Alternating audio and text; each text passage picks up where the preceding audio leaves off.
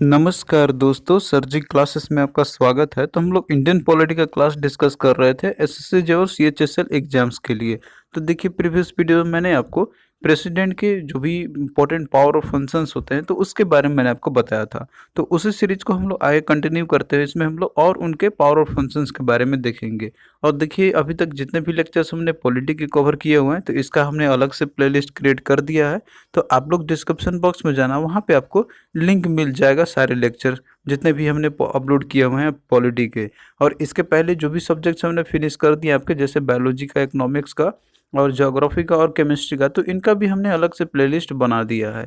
तो आप लोगों को डिस्क्रिप्शन बॉक्स में इन सभी का लिंक आपको मिल जाएगा। और साथ में हमने पीडीएफ भी इनका पूरा कंप्लीट पूरा प्रोवाइड कर दिया है। तो आप लोग को डिस्क्रिप्शन बॉक्स में लिंक मिल जाएगा, तो वहाँ जाके आप लोग पीडीएफ को बाय कर सकते हैं आप लोग, और आप लोग स्टडी करते रहिए। और भी जो सब्जेक्ट्स आपका है तो वो भी हम आपका इसका फिनिश करने की कोशिश करेंगे।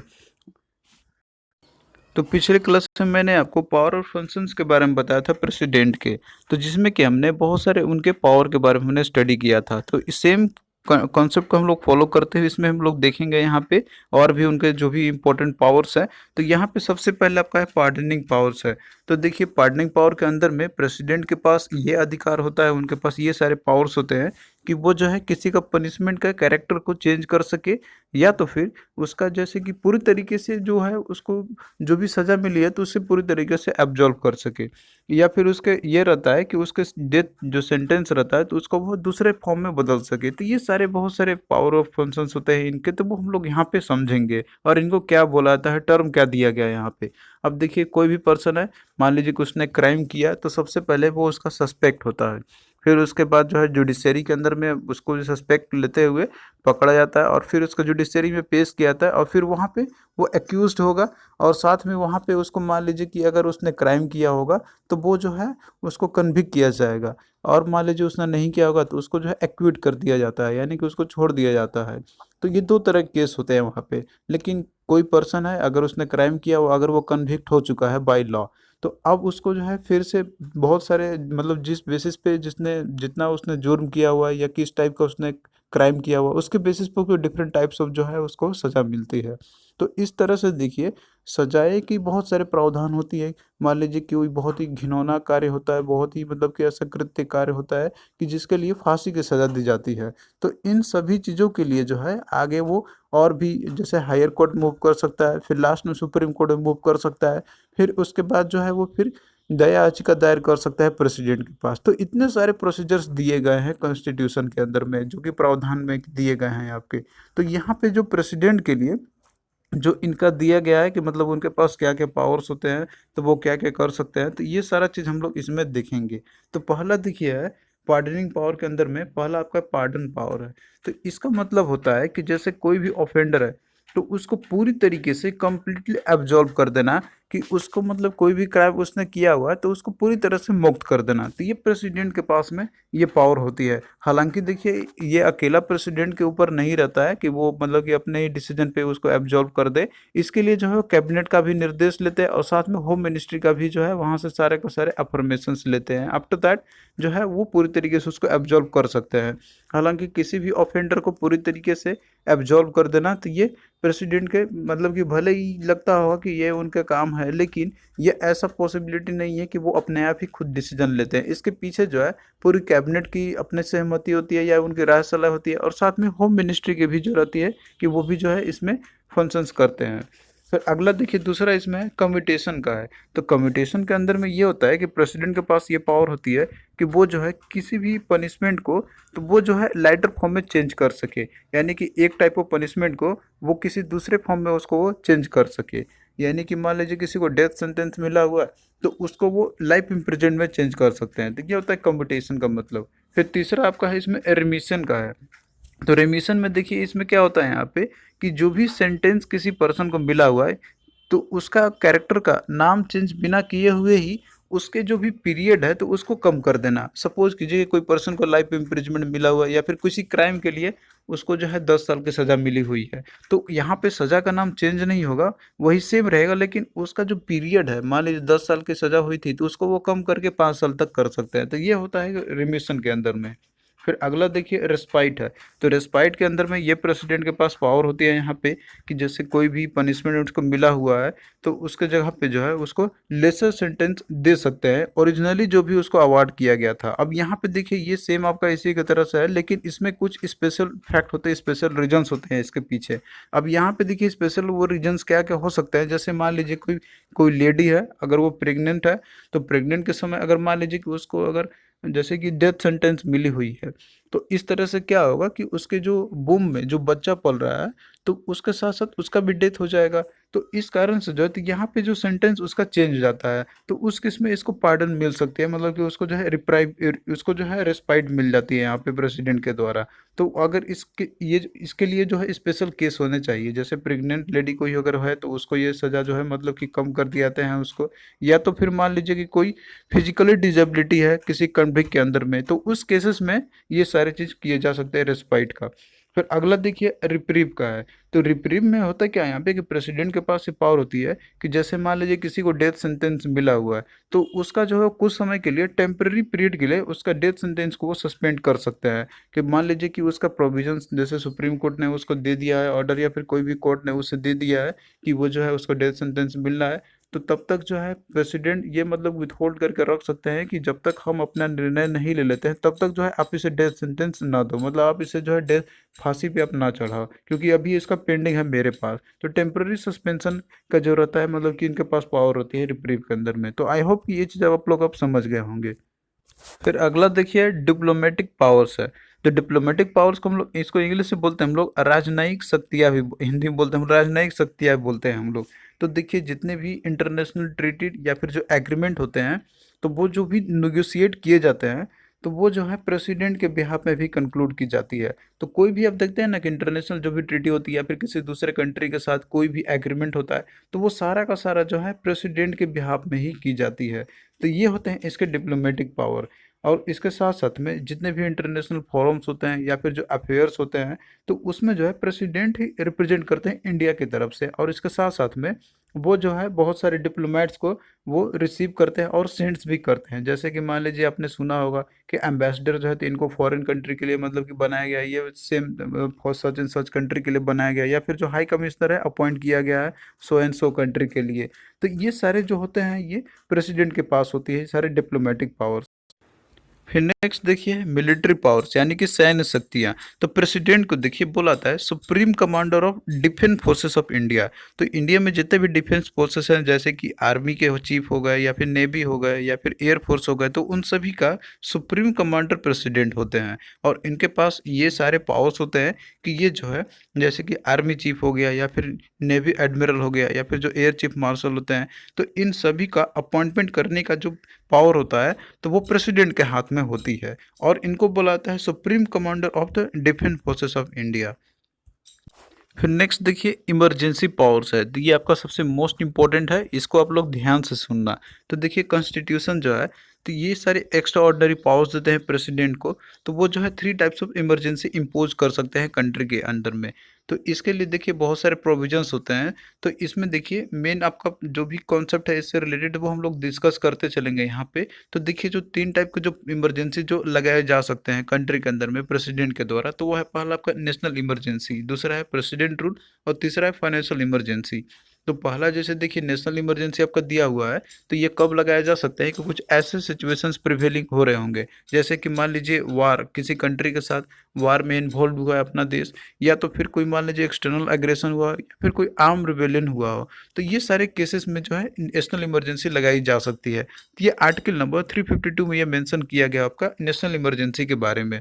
नेशनल इमरजेंसी का जो कॉन्सेप्ट है यहाँ पे, तो ये इस समय का सिचुएशन ऐसा होता है कि जैसे मान लीजिए किसी कंट्री के साथ वार में इन्वॉल्व हो चुकी है।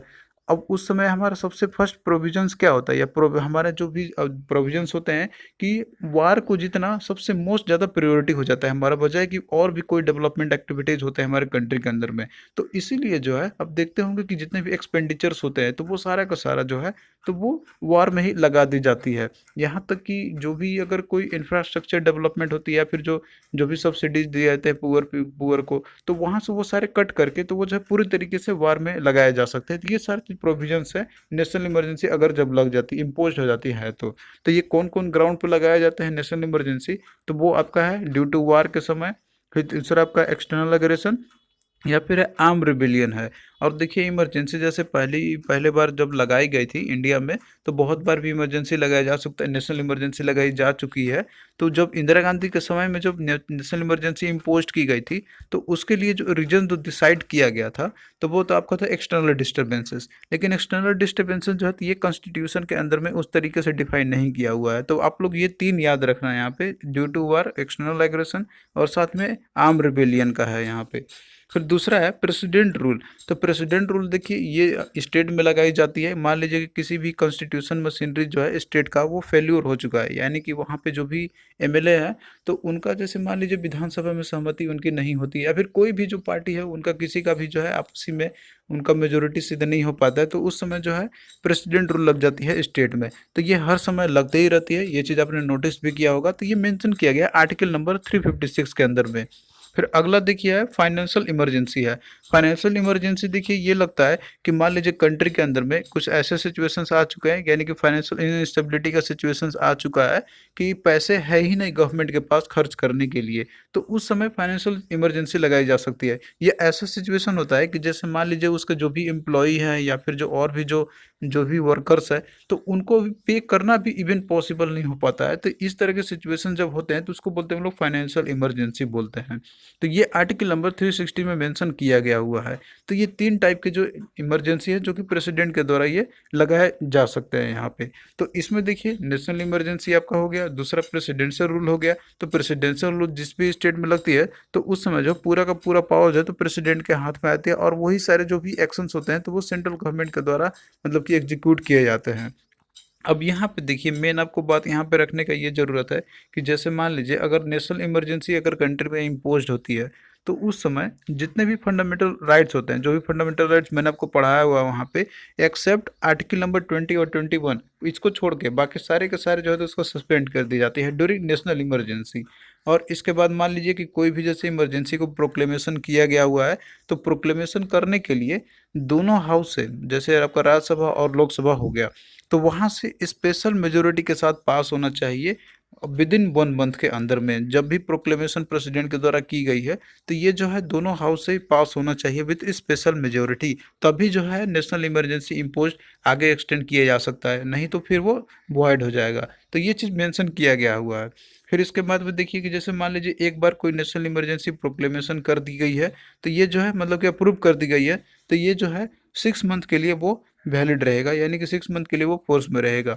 और इसके बाद मान लीजिए कि आगे भी अगर एक्सटेंड करना होगा, नेशनल इमरजेंसी अगर इम्पोज की गई है, तो उसको फिर से जो है यही सेम प्रावधान होता है कि फिर से उसको जो है प्रेसिडेंट के द्वारा लगाना होगा, और दोनों हाउस से उसको मेजोरिटी भी स्पेशल मेजोरिटी के साथ उसको पास करना होगा।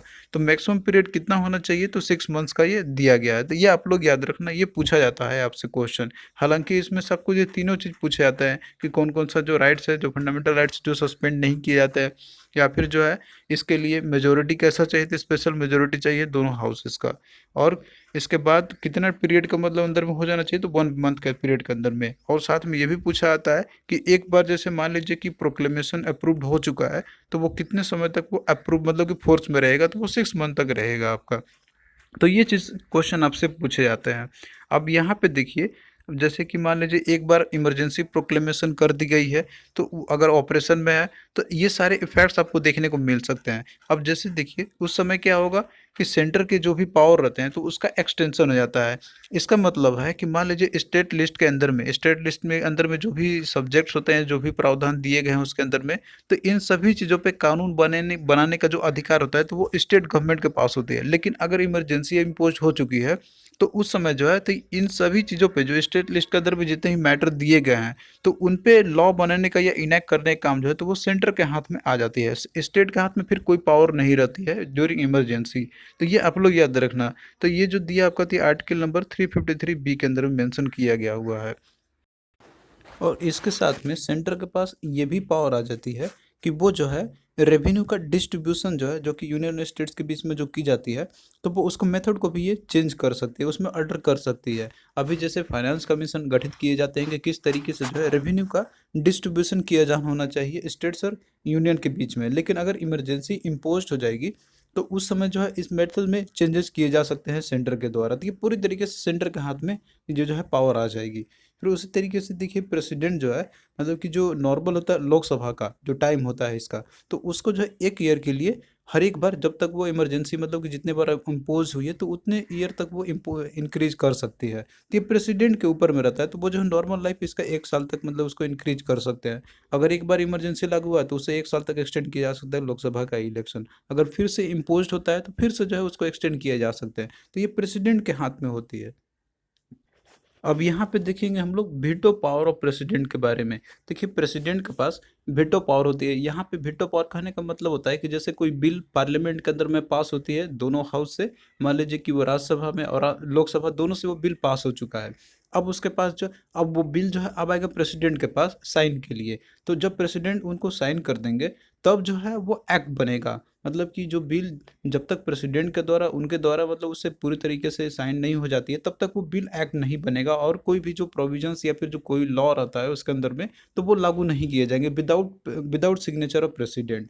तो बिल कोई भी पार्लियामेंट के द्वारा पास होगी तो वो एक्ट तभी बनेगा कि जब वो प्रेसिडेंट के एसेंट हो जाए उस पर। तो इस तरीके से प्रेसिडेंट के पास जो है वीटो पावर होती है कि मान लीजिए कि बिल पास हो चुका है दोनों संसद से, तो आइदर प्रेसिडेंट उसको या तो उसको विथहोल्ड करके रख सकते हैं, यानी कि अपने पास उसको विथहोल्ड करके रख सकते हैं, या दूसरा होता है कि उसको फिर से रिकंसिडरेशन के लिए पार्लियामेंट को दोबारा भेज सकते हैं। और तीसरा ये होता है कि इंडिफिनिट पीरियड ऑफ टाइम के लिए उसके ऊपर में तो वो ना तो साइन करेंगे और ना तो उसको रिकंसिडरेशन के भेजेंगे, तो वो उनके ऊपर रहती है। तो इस तरह के वीटो पावर होती है प्रेसिडेंट के पास। तो यहाँ पे हम लोग जो है इसको एक एक करके हम लोग यहाँ पे देखेंगे। तो जिसमें कि आपका वीटो पावर होता है, इसमें कुछ आपके पहले जैसे कुछ एब्सोल्यूट वीटो होती है, कुछ सस्पेंशन वीटो होता है और कुछ पॉकेट वीटो होती है। तो इसको आपको यहाँ पे अच्छे से समझना है। तो पहला देखिए एब्सोल्यूट वीटो है। तो देखिए एब्सोल्यूट वीटो के अंदर में ये प्रेसिडेंट के पास ये पावर होती है कि वो जो है कोई भी बिल मान लीजिए पार्लियामेंट के अंदर में पास हो चुकी है तो उस पे जो है अपना एसेंट देने से वो मना कर सकते हैं, यानी कि उसको विथहोल्ड करके रख सकते हैं। और पार्लियामेंट के द्वारा कोई भी एक्ट जो है पास किया गया, मतलब कोई भी बिल जो है पास किया गया हुआ है, तो इस तरीके से जो है वो जो बिल होगा वो जो है इंड हो जाएगा और वो जो है एक्ट नहीं बनेगा। यानी कि जो भी प्रोविजंस या फिर जो लॉ जो भी उसके अंदर में थे तो वो लागू नहीं हो पाएंगे बिना प्रेसिडेंट के एसेंट के, क्योंकि प्रेसिडेंट यहाँ पे क्या कर रहे हैं उसको विथहोल्ड कर दे रहे हैं, अपना एसेंट देना ही उसमें जो है मना कर दे रहे हैं। तो इस तरीके से वो जो बिल होगा तो वो लैप्स कर जाएगी। तो ये होता है एब्सोल्यूट वीटो का मतलब जो पावर है प्रेसिडेंट के पास। फिर उसके बाद देखिए दूसरा इसमें आपका सस्पेंशन वीटो है। तो सस्पेंशन वीटो के अंदर में प्रेसिडेंट के पास जैसे कि ये पावर होती है कि वो जो है बिल को रिटर्न कर सकती है पार्लियामेंट को फॉर द रिकंसिडरेशन के लिए। सपोज कीजिए कि फर्स्ट टाइम कोई बिल को पास किया गया पार्लियामेंट के दोनों हाउस से, अब उसके पास एक्ट बनने के लिए जो है प्रेसिडेंट के पास आएगा उनका एसेंट होने के लिए। लेकिन प्रेसिडेंट जो है मान लीजिए कि उनको कुछ खामियां लगेगी उसके अंदर में कि इसमें कुछ कमी है तो वो फिर से रिकंसिडरेशन के लिए भेज सकते हैं पार्लियामेंट को। तो यही चीज़ सेम आपका है सस्पेंशन वीटो के अंदर में कि प्रेसिडेंट के पास ये पावर रहेगा कि वो जो है बिल को फिर से रिटर्न कर सकते हैं for the reconsideration for the parliament. तो ये होता है सस्पेंशन वीटो के अंदर में। अब देखिए इसमें एक प्रोविजंस ये भी दिया हुआ है आपका यहाँ पे कि जैसे मान लीजिए कि बिल एक बार संसद से पास हुआ, प्रेसिडेंट ने एक बार रिकंसिडरेशन के लिए भेज दिया, लेकिन अगेन पार्लियामेंट ने उसे फिर से दोबारा जो है उसको पास कर दिया। तो अब इसके पास देखिए प्रेसिडेंट के पास जो है मतलब कि प्रेसिडेंट के पास ये ऑब्लिगेटरी हो जाता है कि उस पर उनको असेंट देना ही होगा। यानी कि उसके ऊपर फिर से वो रिकंसिडरेशन के लिए वो भेज भेज नहीं सकते हैं, या तो बिल को फिर से उसमें अमेंडमेंट करके किया गया हो या फिर बिना अमेंडमेंट के ही किया होगा, लेकिन पार्लियामेंट ने अगेन उसको पास कर दिया है विदाउट कोई चेंज किए हुए। तो प्रेसिडेंट के पास ये ऑब्लिगेटरी हो जाती है कि वो उस पर अपना एसेंट उनको देना ही होगा, वो फिर से रिकंसिडरेशन के लिए वापस नहीं भेज सकते हैं। तो ये इसमें है कि ओवर राइडिंग पावर होती है पार्लियामेंट की ओवर द प्रेसिडेंट्स के ऊपर में। तो ये केवल सेंटर के लिए है, स्टेट के लिए नहीं है। स्टेट के लिए भी आप जानते हैं कि कोई मान लीजिए कि बिल जो है अगर वो पास होती है तो वो जैसे कि प्रेसिडेंट के पास आती है उनका एसेंट के लिए, तो वो एक बार अगर आया तो वो फिर से रिकंसिडरेशन के लिए वापस फिर से रिटर्न कर सकते हैं। फिर दूसरे बार ने भी स्टेट लेजिस्लेचर ने फिर से उसको पास कर दिया, अब प्रेसिडेंट के पास आएगा एसेंट के लिए, तो वहाँ पे प्रेसिडेंट जो है तो वो फिर से उसको रिकंसिडरेशन के लिए भेज सकते हैं। तो इसका मतलब है कि जो ओवर जो पावर होती है, तो ये केवल पार्लियामेंट के पास होती है, प्रेसिडेंट का। लेकिन स्टेट के पास ओवर पावर नहीं होती है किसी भी बिल के लिए। तो ये आप लोग याद रखना है यहाँ पे। अब देखिए इसमें एक आपका रहता है कि प्रेसिडेंट के पास जो है तो ये वीटो पावर यानी कि सस्पेंशन वीटो पावर जो है तो मनी बिल के केस में नहीं होती है। तो ये आप लोग याद रखना, मनी बिल जो है तो ये उनको मतलब कि ये नहीं होता है कि वो रिकंसिडरेशन के लिए भेज सकते हैं। फिर अगला देखिए पॉकेट वीटो है। तो पॉकेट वीटो के अंदर में प्रेसिडेंट जो है, इसमें इनके पास ये पावर होती है कि जैसे वो ना तो बिल को जो पास किए जा चुके हैं पार्लियामेंट के द्वारा, तो उनको ना तो प्रेसिडेंट ने रेटिफाई किया हुआ है, और ना तो उनको रिजेक्ट किया हुआ है, और ना तो वो रिटर्न किए हुए हैं फिर से रिकंसिडरेशन के लिए पार्लियामेंट के अंदर में। इसका मतलब है कि सिंपली जो है बिल को जो भी पास किए गए पार्लियामेंट के अंदर में, तो वो जो प्रेसिडेंट है तो मतलब उसको एक इंडिफिनिट टाइम के लिए अपने पास वो रख सकता है, मतलब वो पेंडिंग में रख सकते हैं उसको इंडिफिनिट पीरियड ऑफ टाइम के लिए। अब यहाँ पे देखिए इसमें कोई भी टाइम लिमिट नहीं दिया हुआ है कि वो कितने समय तक के लिए जो है वो अपने पास रख सकते हैं, क्योंकि कॉन्स्टिट्यूशन के अंदर में ये कहीं भी मेंशन नहीं है। प्रेसिडेंट के ऊपर में पूरी तरीके से रखा गया है, उनके ऊपर में इंटरेस्ट में है कि वो कब उसको मतलब कि साइन करते हैं या फिर उसको जो है उसके ऊपर में एसेंट देते हैं। तो ये पूरी तरीके से प्रेसिडेंट के ऊपर में रहेगा और इसके लिए कोई टाइम लिमिट नहीं रहती है। और प्रेसिडेंट के ऊपर सारा कुछ रहता है कि वो जो है इसके ऊपर कुछ अपना मतलब कि कमेंट दे या ना दे। तो ये होता है पॉकेट वीडियो कॉन्सेप्ट है। तो सिंपली इसका मतलब है कि लंबे समय तक के लिए जो है इंडेफिनिट पीरियड ऑफ टाइम के लिए किसी भी बिल को वो अपने पास वो रख सकते हैं, बिना उस पर कोई भी जैसे कि अपना कमेंट दिए हुए, और ना तो उसको रिजेक्ट कर रहे हैं और ना तो उसे रिटर्न कर रहे हैं और ना तो उसको रेटिफाई कर रहे हैं। तो ये ऐसा केस भी हो चुका है जब राजीव गांधी प्राइम मिनिस्टर थे, तो उस समय भी है कि जो कि पॉकेट वीटो का इस्तेमाल किया गया था, जो भी प्रेसिडेंट थे उस समय के। तो उन्होंने जो है बिल को लंबे समय तक के लिए पेंडिंग में रखा हुआ था। फिर जब नेक्स्ट प्रेसिडेंट जब आए थे तब जो है उनको तब जो है उन्होंने इस बिल को एक्ट मतलब कि पास किया, रेटिफाई किया हुआ था।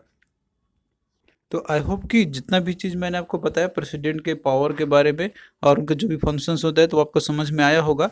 तो अब आइए हम लोग यहाँ पे क्वेश्चंस करते हैं जो कि आपके पूछे गए थे प्रीवियस ईयर में।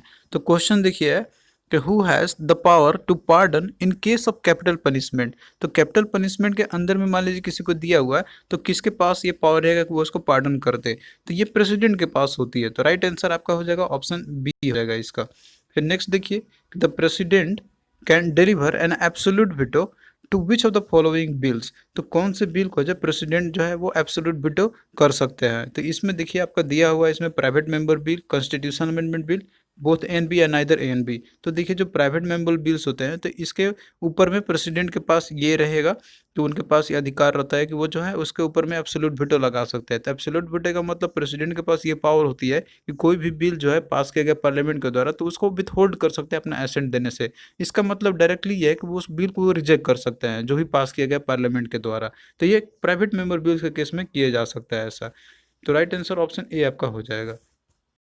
नेक्स्ट क्वेश्चन देखिए कि which article of the constitution empowers the president to promulgate the ordinances. तो कॉन्स्टिट्यूशन के अंदर में कौन सा आर्टिकल मेंशन किया गया जो प्रेसिडेंट को ये एम्पावर करती है कि वो ऑर्डिनेंस को प्रोमulgate कर सकते हैं। तो ये देखिए आर्टिकल 123 मेंशन किया गया है। तो आर्टिकल 123 में ये दिया हुआ है कि प्रेसिडेंट जो है ऑर्डिनेंस ला सकते हैं। तो ऑर्डिनेंस यहाँ पे देखिए ये एक तरीके से एक टेम्पररी लॉ होता है, जो कि ये तब लाया जा सकते हैं कि जब मान लीजिए कि आइदर हाउस जो पार्लियामेंट के अंदर में है वो फंक्शनिंग एक साथ नहीं कर रहे होंगे, कोई एक ही हाउस फंक्शनिंग अगर कर रहा होगा और अदर हाउस जो है वो मतलब कि फंक्शनिंग नहीं कर रहा होगा, तो उस केस में प्रेसिडेंट ऑर्डिनेंस ला सकता है। और इसकी जो टर्म लिमिट होती है तो वो 6 मंथ तक कोई भी ऑर्डिनेंस मतलब कि वो रह सकता है। और उसके बाद मान लीजिए पार्लियामेंट के जब भी सेशन चालू होगा तो उस समय जो विदिन 6 वीक्स के अंदर में इस ऑर्डिनेंस का जो भी लाया गया था प्रेसिडेंट के द्वारा तो उसको पास करना होगा, अदरवाइज जो है वो लैप्स कर जाएगी। और बीच में प्रेसिडेंट के पास ये पावर होती है कि वो जो है ऑर्डिनेंस को कभी भी वो खत्म कर सकते हैं। तो ये पूरी तरीके से प्रेसिडेंट के ऊपर में रहती है।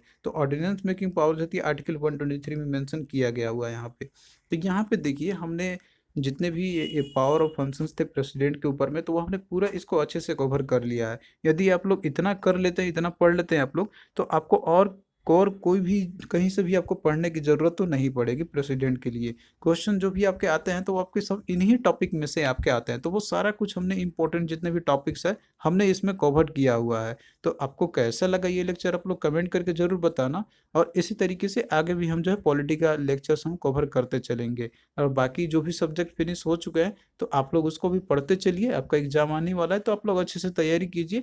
हम आपका जो है पूरी तरीके से तैयारी करवा देंगे आपका जनरल स्टडी का। तो चलिए फिर मिलते हैं नेक्स्ट वीडियो में, तब तक के लिए बाय।